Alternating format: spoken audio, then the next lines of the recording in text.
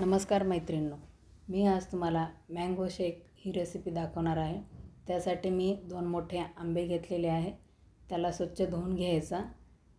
नंतर त्या आंब्याची आपण अशी साल काढून घ्यायची आहे व्यवस्थित।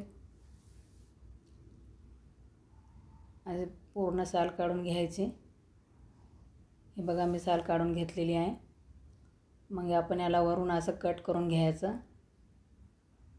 क्यूबमध्ये कापून घ्यायचं असं। व्यवस्थित कापून घ्यायचा।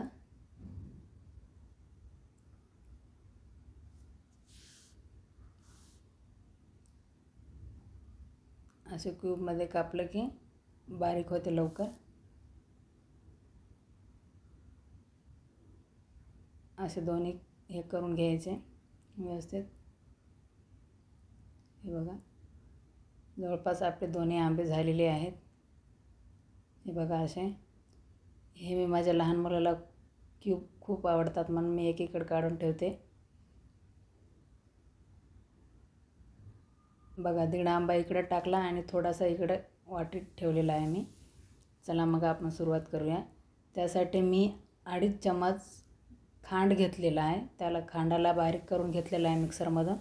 नंतर मी टाकलेला आहे। पांढरी साखर वापरलेली नाही, तुम्ही वापरू शकता। असं फिरून घ्यायचं मस्त व्यवस्थित।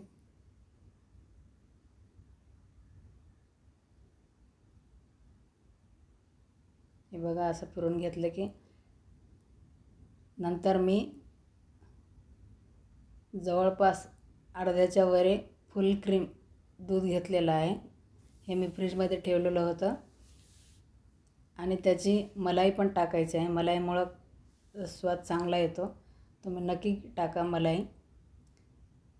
टाकू पण शकता, नाही टाकू पण शकता, पण माझ्या दृष्टिकोनाने तुम्ही टाकावे। हे बघा अशा प्रकारे आपला तयार झालेला आहे। परत एकदा असं फिरून घ्यायचं।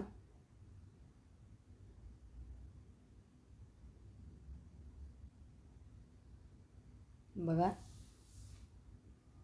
थोडंसं मी घट्टच ठेवलं आहे, पातळ नाही ठेवलं आहे। तुम्हाला जर पातळ हवा असला तर थोडं दूध ॲड करू शकता। आणि नंतर मी थोडंसं चिमूटभर मीठ घातलेलं आहे। परत एकदा असं फिरून घ्यायचं।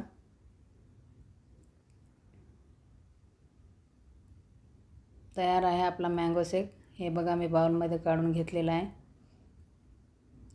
काढून घ्यायचं।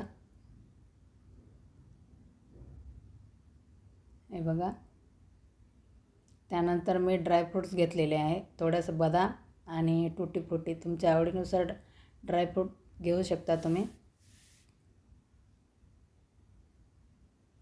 हे बघा असं टाकायचं। टुटी फ्रुटी घेतलेली आहे मी। तुमच्या आवडीनुसार घेऊ शकता ड्रायफ्रूट्स। मला हे 2 आवडले म्हणून मी घेतले। तयार आहे आपला मँगो शेक।